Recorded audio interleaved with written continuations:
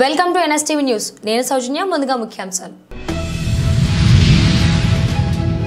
Central government cough సిరప్లపై నిషేధం విధించింది. ఎందుకంటే డైస్లిన్ గ్లూకాన్ అనే కెమికల్ అనాలిసిస్ చేస్తే తెలిసింది ఇది చాలా డేంజర్ అని డాక్టర్ చెప్పడం జరిగింది. నేను డాక్టర్ సాయిని నరేందర్, ఎండి కన్సల్టెంట్ పల్మనాలజిస్ట్.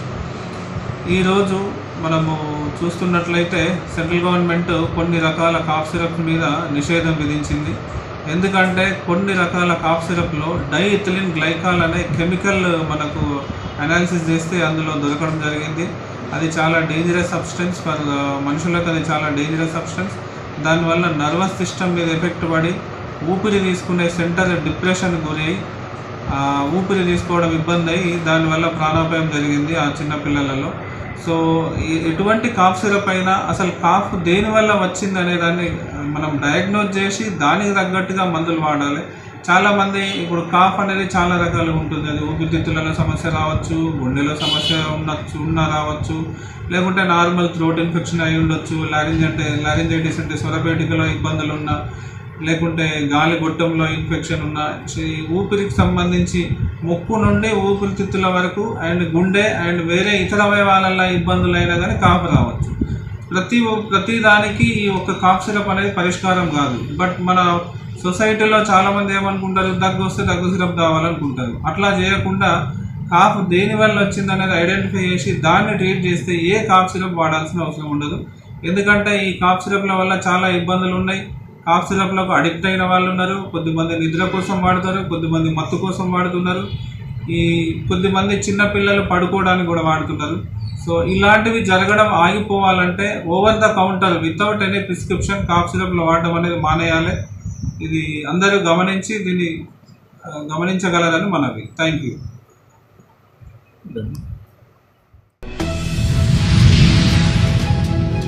కామారెడ్డి జిల్లా గత నెలలో కురిసిన భారీ వర్షాలకు జరిగిన నష్టాన్ని అంచనా వేసేందుకు కామారెడ్డి జిల్లాలో 6 సభ్యులతో కూడిన కేంద్ర బృందం సభ్యులు పర్యటించింది. కామారెడ్డి జిల్లాలోని బెకనూరు, బీబీపేట, కామారెడ్డి జిల్లా కేంద్రంలో పర్యటించి నష్టాన్ని పరిశీలించారు.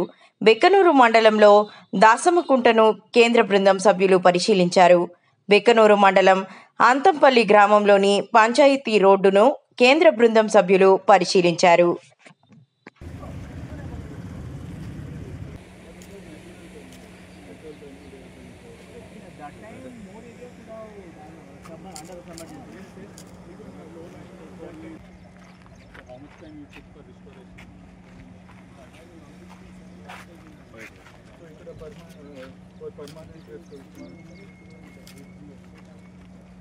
New bridge.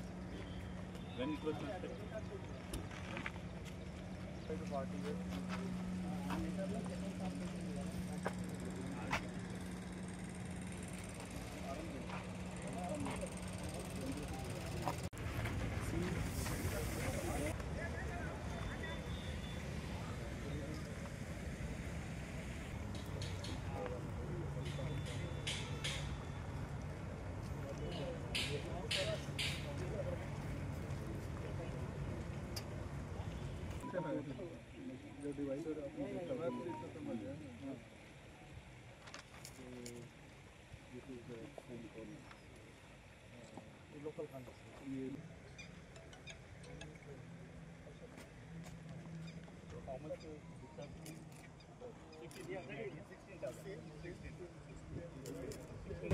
Yes, same sir. 16,000 only compound walls. What is this mark?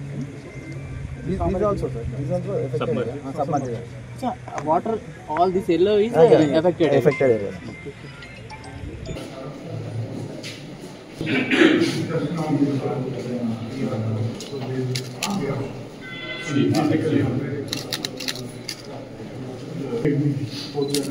This thing is damaged. Now it is temporarily restored. This is not correct.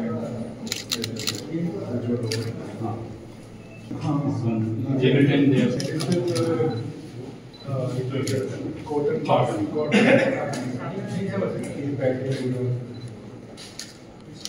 कौन सी आ गया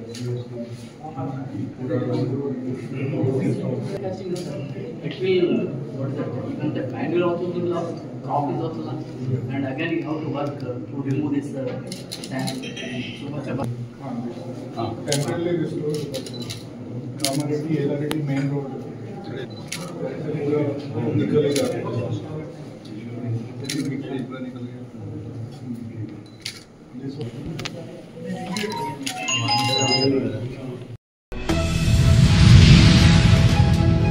ఎక్సైజ్ కార్యాలయాల ఎదుట వైసీపీ నిరసన. కల్తీ మద్యం అరికట్టాలని మహిళా విభాగం ఆందోళన.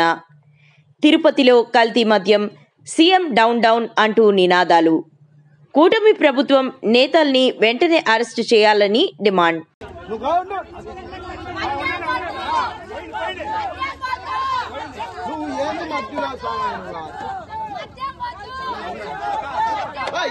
మీరు మధ్య మధ్యలో వస్తారు.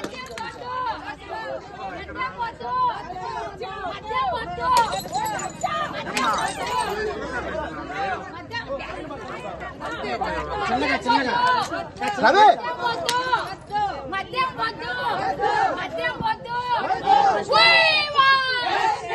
ఇంకేముండాలి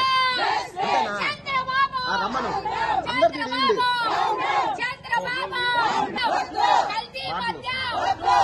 మీరు రావద్దండి. ఉండుకా అక్క అక్క ఉండుకా ఉండుకా ఉండుకా ఉండు ఉండు ఉండు ఉండు వెళ్ళిపోతే త్వరగా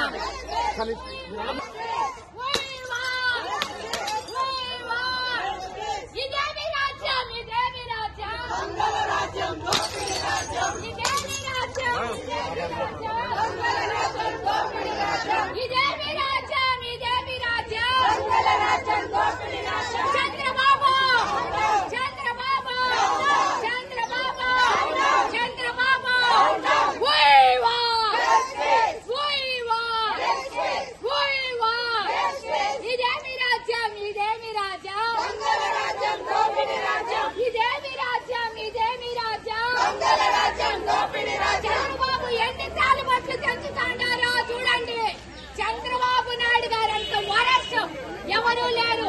ఈ సీఎం చంద్రబాబు నాయుడు గారు చూడండి ఎంత మంది తాలిబొట్లు పెంచుతాడారో చూడండి. చంద్రబాబు చంద్రబాబు చంద్రబాబు చంద్రబాబు చంద్రబాబు చంద్రబాబు చంద్రబాబు.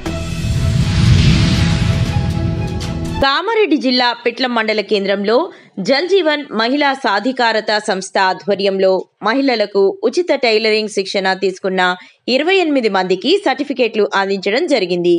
ఈ శిక్షణా కేంద్రంలో ట్రైనింగ్ తీసుకున్న వారికి సర్టిఫికేట్తో పాటు సబ్సిడీ ద్వారా కుట్టు మిషన్లు అందిస్తామని కోఆర్డినేటర్ అంజమ్మ, ట్రైనర్ గజ్జల లక్ష్మి తెలిపారు.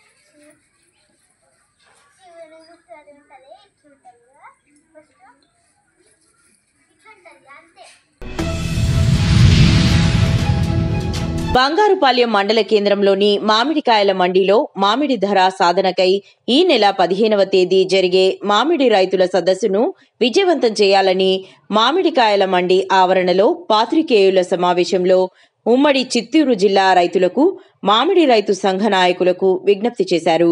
ఈ కార్యక్రమంలో జిల్లా అధ్యక్షుడు జనార్దన్, ప్రధాన కార్యదర్శి మునీశ్వర్ రెడ్డి, సురేంద్ర, మురళి, త్యాగరాజు రెడ్డి, సంజీవరెడ్డి, సందీప్, మోహన్ రెడ్డి తదితరులు పాల్గొన్నారు. నా పేరు జనార్దన్, మామిడి రైతు సంఘ జిల్లా ఉమ్మడి జిల్లా అధ్యక్షుడు, మునీశ్వర్ రెడ్డి జిల్లా జనరల్ సెక్రటరీ, అదే Surendra working president, Sanjeev Reddy treasurer, ఇంకా మురళి, సందీప్, త్యాగరాజు రెడ్డి, మోహన్ రెడ్డి వీళ్ళందరూ కూడా రైతు సంఘం సంబంధించి నాయకులు. ఈరోజు ప్రధానంగా బంగారుపాలెంలో ఈ పత్రికా మీడియా సమావేశం ఏర్పాటు చేయడానికి కారణం, ఈ నెల 15వ తేదీన బంగారుపాలెం మార్కెట్ యార్డ్లో ఒక మామిడి రైతుల ఆక్రందన సభ అనేది ఇక్కడ జరగబోతోంది. ఈ ఆక్రందన సభ ఉద్దేశం, గత 4 నెలలుగా ఉమ్మడి చిత్తూరు జిల్లాలో 50,000 మంది రైతాంగం ఈరోజు ఫ్యాక్టరీలకి, ర్యాంపులకి, తోతాపురి మామిడికి తోలి ఇప్పుడు దాకా బిల్లులు లేక చాలా దీనావస్థలో, చాలా గడ్డు పరిస్థితి ఎదుర్కొంటున్నారు. రాష్ట్ర ప్రభుత్వం జూన్ 1వ వారంలో మామిడి రైతులు, అదేవిధంగా ఇద్దరు ఎమ్మెల్యేలు, గుజ్జు యజమానులతో సంయుక్త సమావేశం ఏర్పాటు చేసి 8+4కి ఒప్పించారు. 8 రూపాయలు అనేది ఫ్యాక్టరీ వల్ల 4 రూపాయలు అనేది ప్రభుత్వం సబ్సిడీ ఇస్తుందని చెప్పి ఆ రోజు గవర్నమెంట్ ఇద్దరు జిల్లా కలెక్టర్లు సమక్షంలో హామీ ఇచ్చి ఒక రిటర్న్గా మనకు లిఖితపూర్వకంగా కూడా ఉత్తర్వు ఇవ్వడం జరిగింది. కానీ ఆ తర్వాత రాష్ట్ర వ్యవసాయ శాఖ మంత్రి అచ్చెన్నాయుడు, ఆ తర్వాత ముఖ్యమంత్రి సైతం దీన్ని ఆమోదించారు. మేము చెప్పిన తర్వాతనే కలెక్టర్ చేశాడు, ఖచ్చితంగా 8+4 అమలు చేయాల్సిందే, ఇవ్వకపోతే యాక్షన్ తీసుకుంటామని చెప్పారు. కానీ దాదాపు ఈరోజు జూన్ 1వ వారంలో క్రషింగ్ అయితే, మేలో జరగాల్సిన క్రషింగ్ జూన్లో క్రషింగ్ మొదలుపెట్టి జూలై చివరికి వచ్చే కొద్దిగా ఇల్లు 12 రూపాయలు 14 రూపాయలు తెచ్చుకున్నారు. అదే జూన్ 1వ వారంలో మేము ఇచ్చేది 5-6 అని చెప్పి ఆ రోజు నుండి వాళ్ళు పత్రికాముఖంగా ప్రకటిస్తూ వస్తున్నారు. కానీ ప్రభుత్వ సబ్సిడీ అనేది గత జూన్ 22వ తేదీకి 260 కోట్ల రూపాయలు పడిపోయింది. కేంద్ర ప్రభుత్వం కూడా 1090 లెక్కన 1,00,000 టన్నులకి 100 కోట్ల రూపాయలు ఇచ్చింది. కానీ ఆ డబ్బులు కూడా ఇదో రేపు ఇల్లండి అని చెప్పి రాష్ట్ర ప్రభుత్వం, కలెక్టర్ గారు కూడా వాయిదా చేస్తున్నారు. ఈరోజు రైతులు చాలా దారుణమైన పరిస్థితి ఉన్నారు. ఫ్యాక్టరీలలో గట్టిగా ఈరోజు మా దగ్గర గుజ్జు ఆగిపోయిందన్నారు. కానీ నిన్న వచ్చిన విశ్వసనీయ సమాచారం ప్రకారం గుజ్జు ఫ్యాక్టరీలో ఎక్కడా గుజ్జు లేదు, గుజ్జంతా అమ్మేసుకున్నారు. ఈ ఎమ్మెల్యేలు ఇక్కడ నుండి ప్రభుత్వ అధికారులు చెప్పేటంతా కూడా బూటకము, మేము గుజ్జు అమ్మనేమో, మీకు డబ్బులు ఇస్తే తప్ప చేయనేమన్నారు. ఈరోజు గుజ్జు అమ్మేశారు. కాబట్టి వాళ్ళు ఏమో వ్యాపారం చేసుకుంటున్నారు, రైతులకు మాత్రం డబ్బులు మాత్రం వేయలేదు. కాబట్టి రైతులు చాలా దారుణమైన దినావస్థలు ఉన్నారు. రైతుల యొక్క ఆందోళన మనం తెలియజేయాలా, ఎవరెవరికి ఎంత ఇచ్చారు, ఎవరెవరికి ఎంత ఇవ్వలేదు, సబ్సిడీ ఎవరికి పడింది, ఎవరికి పడలేదు, అన్ని విషయాల మీద కూలంగా చర్చించి ఈ రాష్ట్ర ప్రభుత్వానికి నివేదిక ఇవ్వడానికి బంగారుపాలెంలో రైతుల ఆక్రందన సభ జరుగుతోంది 15వ తేదీ. ఈ సభకి అన్ని రాజకీయ పార్టీలు పిలుస్తున్నాం. అధికార పార్టీనే కాదు, ప్రతిపక్ష పార్టీలు కూడా, రైతు సంఘ నాయకులు కూడా ఇక్కడ చర్చించి భవిష్యత్ కార్యక్రమం అనేది ఆ రోజు ప్లాన్ చేస్తాం. ఈ బంగారుపాలెం మార్కెట్ యార్డ్ జరిగేటువంటి ఈ సమావేశాన్ని, ఈ ఆక్రందన సభని జయప్రదం చేయాల్సిందిగా మీ అందరికీ విజ్ఞప్తి చేస్తున్నాం. రాజంపేటలోని ఆర్ఎండ్బి బంగ్లాలో బీజేపీ రాష్ట్ర ప్రధాన కార్యదర్శి నాగోతి రమేష్ నాయుడు మీడియా సమావేశం నిర్వహించారు. ఈ సమావేశంలో ఆయన మాట్లాడుతూ, ఈ నెల 16న ప్రధానమంత్రి నరేంద్ర మోదీ శ్రీశైలం పుణ్యక్షేత్రం సందర్శించుకుని శివాజీ స్మృతి వనంలో పర్యటిస్తారని, రాయలసీమ అభివృద్ధికి సంబంధించిన పలు విషయాలను ప్రధానమంత్రి దృష్టికి తీసుకెళ్లే ప్రయత్నం చేస్తామని అన్నారు. ప్రధానమంత్రి నరేంద్ర మోడీ గారు 16వ తారీఖున శ్రీశైలం వస్తున్నటువంటి సందర్భంలో రాయలసీమకు సంబంధించినటువంటి అనేక విషయాలు వారి దృష్టికి తీసుకుపోయేటువంటి ప్రయత్నం చేస్తున్నాం. ముఖ్యంగా శ్రీశైలం స్వామివారి దర్శనం అనంతరం శివాజీ స్ఫూర్తి కేంద్రాన్ని కూడా వారు సందర్శిస్తారు. శివాజీ స్ఫూర్తి కేంద్రాన్ని సందర్శించినటువంటి కారణంగా శ్రీశైలంలో కొద్దిసేపు వారు అక్కడ ఉన్నటువంటి పరిసర ప్రాంతాలని గమనించినటువంటి తరుణంలో ఈ దేశంలో ఒక విశేషమైనటువంటి ప్రాధాన్యత లభించేటువంటి ఆస్కారం, ఆ విధంగా మనకు కూడా టూరిజం ద్వారా లేకంటే భక్తులు రాకపోకల ద్వారా చాలా రెవెన్యూ కూడా జనరేట్ అవుతుంది. అలాగే దాని తర్వాత జిఎస్టీకి సంబంధించి ఏ విధంగా అయితే ఈ దేశంలో పెను మార్పులు వచ్చాయి, సామాన్యుడి నుంచి అతి సామాన్యుడి వరకు ఉపయోగించేటువంటి పప్పు దినుసులు కావచ్చు, లేకంటే చిన్న మధ్యతరగతి కుటుంబీకులు వాడేటువంటి కార్లు కావచ్చు, గృహోపకరణాలు కావచ్చు, ఔషధాలు కావచ్చు, వీటన్నిటి మీద జిఎస్టీ కారణంగా 4 స్లాబుల సిస్టమ్ నుంచి 2 స్లాబుల సిస్టానికి తీసుకురావడం కారణంగా ఏ విధంగా ప్రయోజనం నేరుగా పొందుతున్నామో దాని మీద అవగాహన కల్పించడం కోసం ఒక రకంగా జిఎస్టీకి సంబంధించి ఎజెండాగా పెట్టుకొని కర్నూలులో లక్షలాది మంది ప్రజల సమక్షంలో నరేంద్ర మోడీ గారు ఉపన్యసించబోతున్నారు. చాలా సంతోషం. అందరూ కూడా పార్టీలకు అతీతంగా వ్యాపారస్తులు, కార్మికులు, కర్షకులు అందరూ కూడా పాల్గొనాలని భారతీయ జనతా పార్టీ విజ్ఞప్తి చేస్తుంది. తర్వాత ఈ రాజకీయ పరిణామాలు రాష్ట్రంలో ఇంత గొప్పగా రాష్ట్రాన్ని అభివృద్ధి చేయడం కోసం కూటమి ప్రభుత్వం చేస్తున్నటువంటి కృషి అనితర సాధ్యమైనటువంటిది. ఈరోజు రాష్ట్రంలో చంద్రబాబు నాయుడు గారు ముఖ్యమంత్రిగా కూటమి అధికారంలోకి వచ్చిన తర్వాత ప్రతి అంశంలో అభివృద్ధి మనం కళ్ళకు కనపడుతున్నటువంటి నేపథ్యంలో జగన్మోహన్ రెడ్డి గారు ఓరం లేక అవాకులు చవాకులు పేలుతున్నారు. ఆయన జగన్మోహన్ రెడ్డి గారు ముఖ్యమంత్రిగా ఉన్నప్పుడు నకిలీ మద్యం తాగడం కారణంగా మహిళల యొక్క కుస్తీలు తెగి లక్షలాది మంది అనారోగ్యం పాలైనటువంటి చరిత్ర జగన్మోహన్ రెడ్డి గారి సమయంలో. కానీ ఇదే ప్రభుత్వంలో ఎవరైతే నకిలీకి సంబంధించి మద్యాన్ని తయారు చేసేటువంటి వ్యక్తులు ఎవరైతే ఉన్నారో ములకల చెరువులో వారు తెలుగుదేశం పార్టీకి సంబంధించినటువంటి పెద్ద నాయకులు అయినప్పటికీ కూడా ఏమాత్రం ఉపేక్షించకుండా వాళ్ళందరినీ కూడా కేసులు బనాయించడం, వాళ్ళందరినీ శిక్షించేటువంటి ప్రయత్నం, పార్టీ నుంచి కూడా సస్పెండ్ చేయడం మనందరం కూడా చూసాం. ఇది రాజనీతి, ఇది ప్రభుత్వాన్ని నడపడం అంటేనే జగన్మోహన్ రెడ్డి గారు గుర్తుపెట్టుకోవాలి. అదే జగన్మోహన్ రెడ్డి గారి సమయంలో వాళ్ళ ఎమ్మెల్సీ ఎవరైతే ఉన్నారో ఆయన వాళ్ళ డ్రైవర్ని చంపితే డోర్ డెలివరీ చేస్తే వారిని ఈ రోజుకి కూడా వెనకేసుకొని వస్తున్నారు. జైలుకు పోయి వస్తున్నటువంటి వ్యక్తులు ఎవరైతే ఉన్నారో మద్యం కేసుల్లో వాళ్ళందరికీ ఊరేగింపు చేస్తున్నారు. కాబట్టి జగన్మోహన్ రెడ్డి గారి యొక్క ఆలోచన విధానానికి కూటమి ప్రభుత్వం యొక్క విధానానికి స్పష్టమైనటువంటి తేడా ప్రజలు గుర్తించాలని చెప్పి కోరుకుంటున్నాం.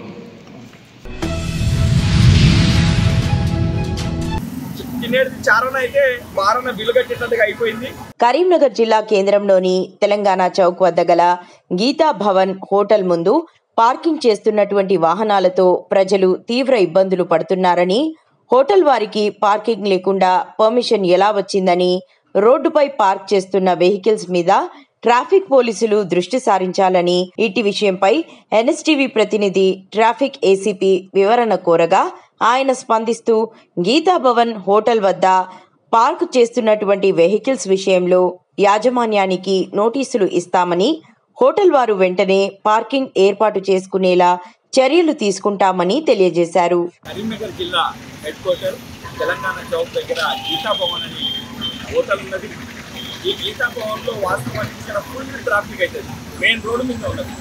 మరి ట్రాఫిక్ పోలీసు అండ్ గీతాభవన్కి ఏం కమ్యూనికేషన్ ఉన్నదో తెలియదు, కానీ ఆకలి అవుతుంది కదా అని మేము ఇక్కడ బండి ఇక్కడ పెట్టాము. చాలా బండ్లు ఉండే, ఈ రోడ్డు మీద బండి పెట్టినందుకు 1000 రూపాయల చాలన్ వేశారు. మరి 1000 రూపాయల చాలన్ వేశారంటే దీనికి కారణం ఏంటి? దానికి పార్కింగ్ అన్నది లేదన్నట్టు.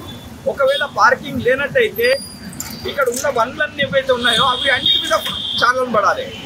ఇప్పుడు మా కార్ మీద చాలన్ పడ్డదంటే అయితే పోలీసు వ్యవస్థనన్నా వీళ్ళతో కుమ్ముక్కై ఉండాలి ఈ చాలన్ పడకుండా ఇక్కడ, లేదా వీళ్ళకు అలా ఇద్దరి మధ్యలో అండర్స్టాండింగ్ తోటి ఇక్కడ మేము తినేచ్చే వరకు ఇక్కడ చాలన్ పడ్డది. చాలా బాధాకరం. తినేది చారణ అయితే బారణ బిల్లు కట్టేటట్టుగా అయిపోయింది. మరి మేము పార్కింగ్ ఎక్కడ పెట్టాలి? ఇంక పార్కింగ్ ఉన్నట్టయితే పార్కింగ్ తీసేడుతుండే, లేకుంటే ఇక్కడ ఒకటి కౌంటర్ మీద ఇక్కడ నిలబడి బండ్లు వచ్చినప్పుడు తినడానికి వచ్చేటప్పుడు ఆ బండ్లను చూసి ఇక్కడ పెట్టకండి అని చెప్పేడుతుండే. అది చెప్పకపోవడం అన్నది హేయమైన చర్య. అసభ్యంగా వ్యవహరిస్తున్నాడు. ఇన్ఛార్జ్ ఎవరో వచ్చారు, మేము అడిగాము, అయ్యే మీకు పార్కింగ్ ఏదనంటే మా పార్కింగ్కి ఇలా వాచ్మెన్ ఇలా లేడు, ఇంతకు ముందు ఉండే గార్డు ఆయనే తీసుకుపోయేది, ఇలా లేడు అని ఇట్లా చెప్తున్నారు. మరి ఇది చాలా దారుణం.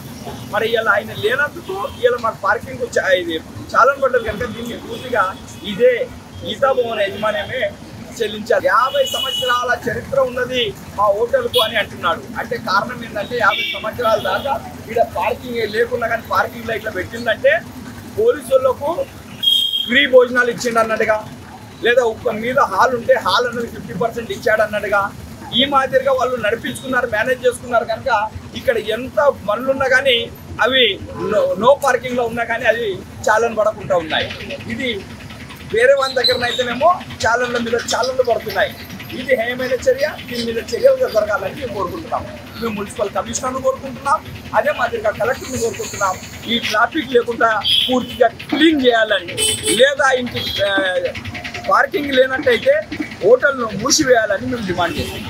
కరీంనగర్ టౌన్లో గీతాభవన్ ఒక హోటల్ ఉంది, అది దానికి రియల్గా పార్కింగ్ ఫెసిలిటీ లేదు. అక్కడ నో పార్కింగ్ రోడ్డు ఒకటి అరేంజ్ చేసాము. సో మేము మ్యాక్సిమం అక్కడ చాలా ఇంపోజ్ చేస్తున్నాము. కొందరు కస్టమర్స్ అక్కడ నుంచే రాంగ్ రూట్లో కూడా వెళ్తున్నారు.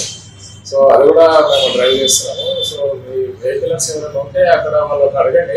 Before parking vehicle owners provided parking place వాళ్ళకి అడగండి. ఏదైనా బ్యాడ్ పార్కింగ్ ఉందా ఏదైనా అడిగి వాళ్ళు అక్కడ పార్క్ చేస్తే బాగుంటుంది. లేకపోతే ట్రాఫిక్ పోలీస్ వాళ్ళు అది రాంగ్ పార్కింగ్ కింద మేము ట్రీట్ చేసి దానిపైన ఛాలెంజ్ ఇంపోజ్ చేస్తున్నాం.